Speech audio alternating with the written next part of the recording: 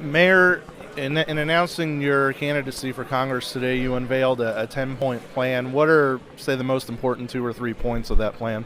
I think the first thing we got to talk about is securing the border.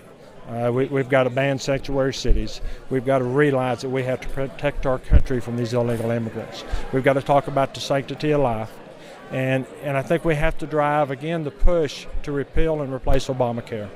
We've got to start shrinking this federal government and ceding authority back to the states as our founders envisioned.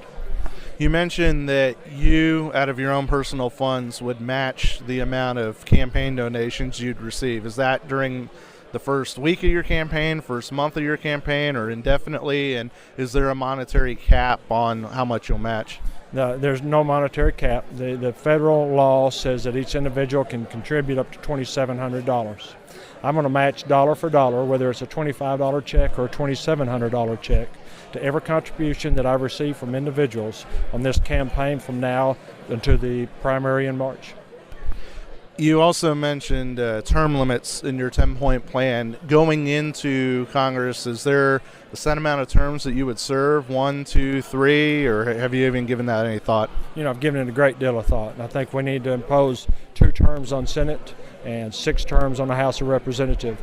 My plan would be to go to D.C., serve for 12 years. I believe our founder fathers envisioned a good turnover in our elected officials. And what we have now is we have people moving to D.C., becoming entrenched in the system, and forgetting where they're come from. So, yes, I think 12 years is plenty for either house.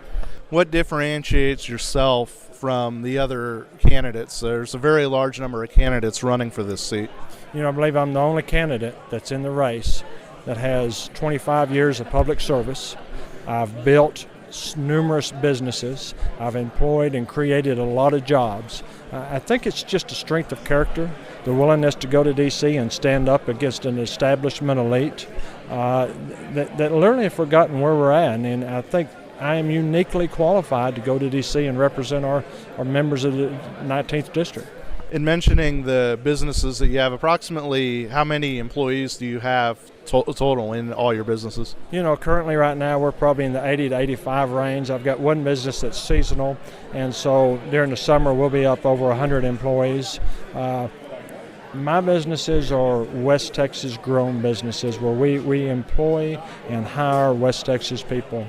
My main business, we warehouse ag chemicals for the manufacturers. We're closely tied to the ag economy. We're directly tied to our growers. So, I understand what drives this district. I understand what our base economy is. I also have a proven background of being able to turn around the 85th largest city in the United States.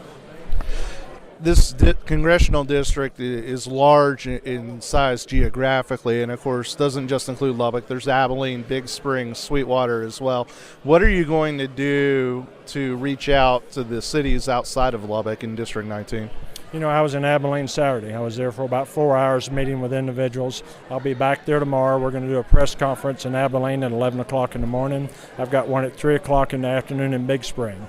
It'll be followed up in the upcoming weeks by announcements in Plainview, Littlefield, Levelland.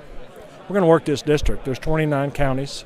I'm going to be in every district, every county, repeatedly, get in front of people sitting in the cotton gins, listening to the people's concerns, trying to find out exactly what they want out of their congressman. And off the top of your head, what do you think they want out of a congressman in 19? I think the first thing is somebody won't forget where they come from, that they'll represent the district, not get to D.C. and join the fraternity and forget that their job is to represent District 19. Mayor Robertson, one final question. Of course, you still are right now mayor of Lubbock. Any plans to either leave that office early before your term ends or anything else of that matter with your City of Lubbock duties? No, I made a commitment to the citizens of Lubbock when I ran for mayor. I will serve until May when the elections. If we have a runoff, I'll serve until June until we have runoff. I will balance my mayoral duties with the campaign, and I will put as much effort into running this city as I have for the last 3.5 years. Is there anything else you'd like to say to potential voters out there? Vote. I think it's critical. We are at a stage right now in this country. We've got to drive people to the polls. We've got to realize that it's not only a right that we have to vote, it's a duty. and it's a duty that was paid for by men and women over the last 100 years. It's critical. Get out and vote. Become a part of turning this great country back around. Thank you, Mayor. Thank you.